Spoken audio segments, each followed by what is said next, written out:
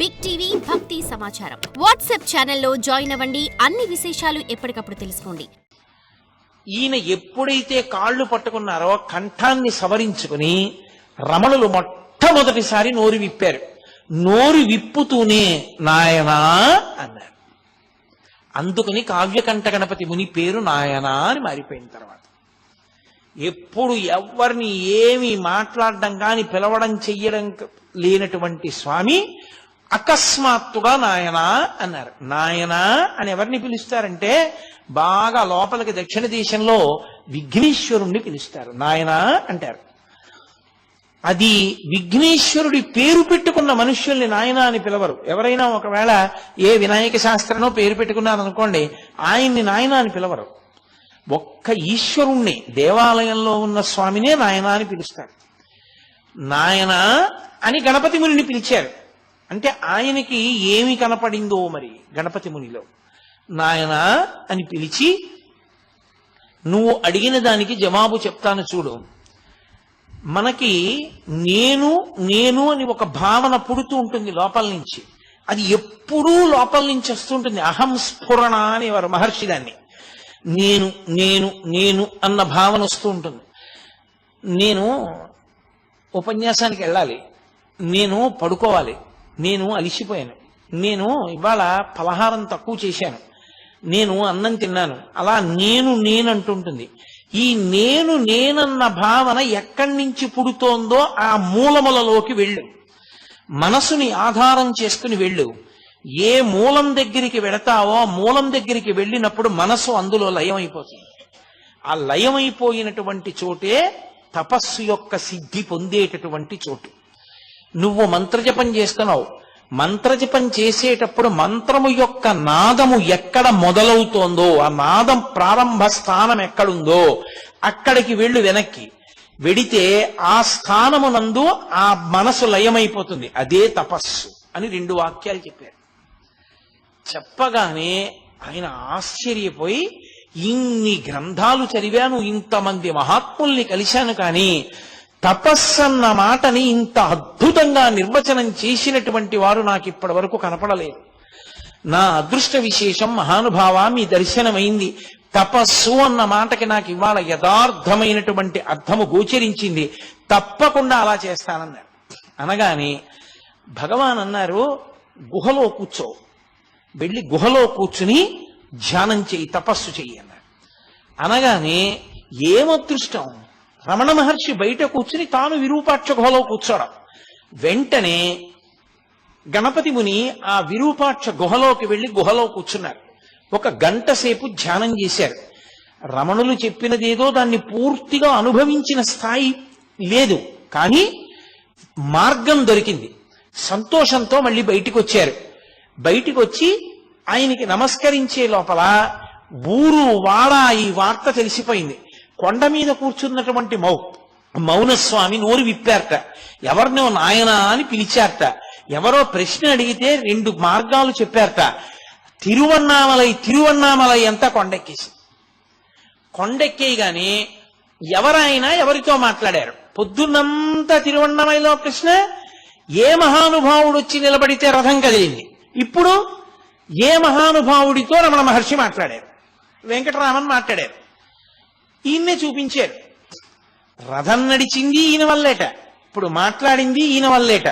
అసలు రథం ప్రారంభమైంది నడవడం.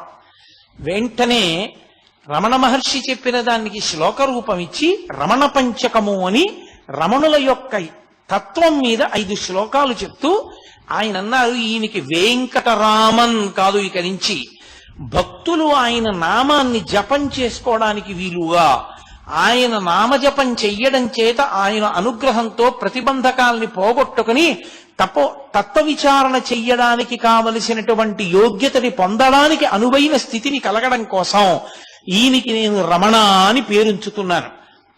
ఆయన ఈయనకి నాయనా అని పేరుంచారు. ఈయన ఆయనకి రమణ అని పేరుంచారు. నిన్న చెప్పాను కదా, భగవంతుని యొక్క విభూతులన్నీ ఆయన ఎందున్న కారణం చేత భగవాన్ రమణ మహర్షి అని పేరుంచుతున్నానని, ఇక నుంచి అందరూ ఆయన్ని అలా పిలవాలి అని శాసనం చేశారు. అప్పటి నుంచి లోకంలో ఆయనకి భగవాన్ రమణ మహర్షి అన్న పేరు వచ్చింది. సరే కొంతకాలం అయింది. అప్పటి నుంచి కావ్యకంఠ గణపతి మునితో మాట్లాడుతుండేవారు. వచ్చే వాళ్ళతో కూడా అప్పుడప్పుడు నోరు విప్పి మాట్లాడడం మొదలు పెట్టారు రమణ మహర్షి.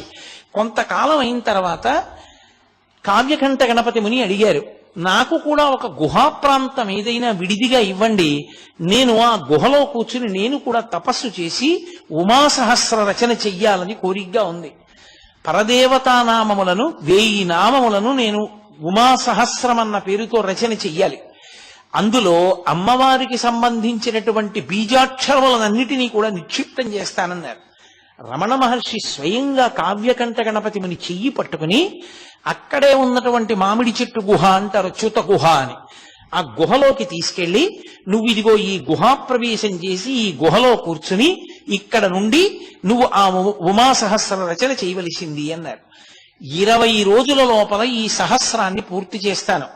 20వ రోజు అర్ధరాత్రి 12 గంటల వేల్టికి నేను ఈ ఉమాసహస్ర రచన పూర్తి చెయ్యలేకపోతే అప్పటి వరకు ఎంత రచన చేశానో ఆ రచన అంతా చింపేస్తానని ప్రతిజ్ఞ చేశాడు కావ్యకంఠ గణపతి ముని. అక్కడ వరకు బాగుంది. హరసహస్రమన్ని శ్లోకాలు రోజూ చదివినా పరమశివుడు అన్నం పెట్టలేదన్న కోపంతో హరసహస్రాన్ని చింపేశారు అంతకుముందు. అందులో ఏవో కొద్ది శ్లోకాలే మిగిలాయి. ఇక్కడ నడుస్తోంది. ప్రతిరోజు ఆ ఉమాసహస్రం ఆయన ధ్యానం చేస్తుండేవారు, దాన్ని రచన చేస్తుండేవారు. హెచ్ఎమ్మాళ్ అన్నం పట్టుకొచ్చి ఇస్తుండేది.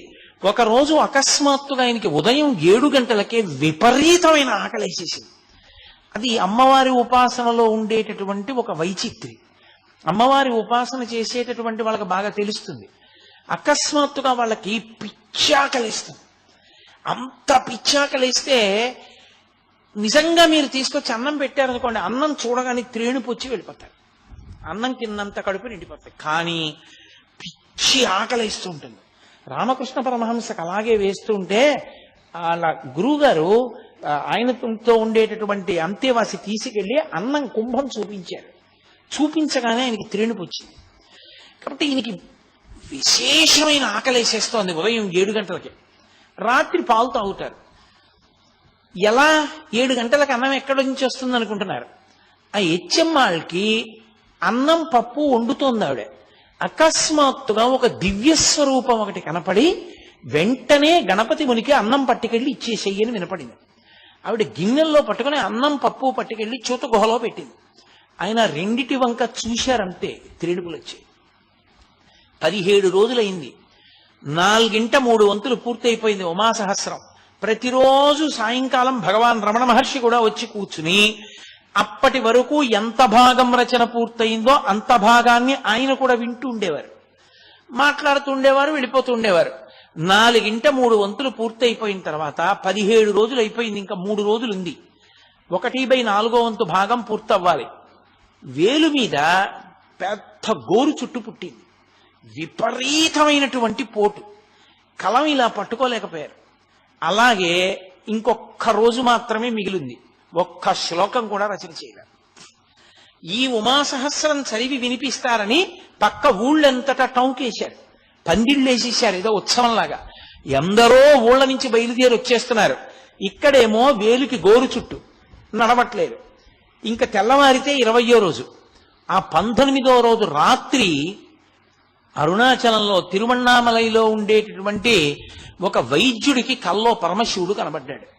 కనబడి కొండ మీద ఒక మహానుభావుడు ఉమాసహస్రం రచన చేస్తున్నాడు. వేలుకి గోరు చుట్టేసింది, రాయలేకపోతున్నాడు. నువ్వు వెంటనే వెళ్ళి దాన్ని శస్త్రచికిత్స చేయవలసింది అన్నారు. ఆయన వెతుక్కుంటూ రమణ మహర్షి దగ్గరికి వెళ్ళారు. రమణ మహర్షి ఈ గుహ చూపించారు. అప్పుడు ఈయనకి శస్త్రచికిత్స చేసి తీసి కట్టారు. కట్టుండడం వల్ల రచన సాగలేదు. అప్పుడు ఆయన దగ్గర ఉండే స్నేహితులు అందరూ కలిసి అన్నారు, మరి ఇవాళ రాత్రి అయిపోవాలి 12 గంటల లోపల, ఎలా అంటే ఆయన అన్నారు, రమణ మహర్షి అన్నారు, ఆశువుగా కవితాధార చెప్పగలరు కాబట్టి 5 పృచ్ఛకులు తిరువణ్ణామలై నుంచి కొండ మీదకి వస్తారు. 5 పృచ్ఛకులు కూర్చుంటారు. 5 వృత్తాలలో ఇన్ని శ్లోకాలని వీరు ఆశువుగా చెప్తుంటే వాళ్ళు రాసేస్తారు. ఇటు తిరిగి ఇటు తిరిగి ఇటు తిరిగి ఇటు తిరిగి ఇటు తిరిగి చెప్పేస్తుంటే వాళ్ళు రాసేస్తుంటారు.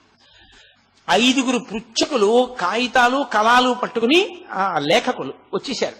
వచ్చేసి కూర్చున్నారు. రాత్రి అయింది. రమణ మహర్షి వచ్చి నడవట్లేదు రచన. రమణ మహర్షి వచ్చి ఏమీ పర్వాలేదు, ఇక నడుస్తుంది, మొదలు పెట్టండి అన్నారు అని కావ్యకంఠ గణపతి ముని వెనక్కి వెళ్లి కూర్చుని సమాధిలోకి వెళ్ళిపోయారు. ఆయన సమాధిలోకి వెళ్ళిపోయారు. కావ్యకంఠ గణపతి ముని యొక్క నోటి వెంట వరద కింద వెళ్ళిపోయింది ఉమాసహస్రం. రాత్రి 12 కన్నా ముందే ఉమాసహస్రం పూర్తి అయిపోయింది. 5 రాసేశారు.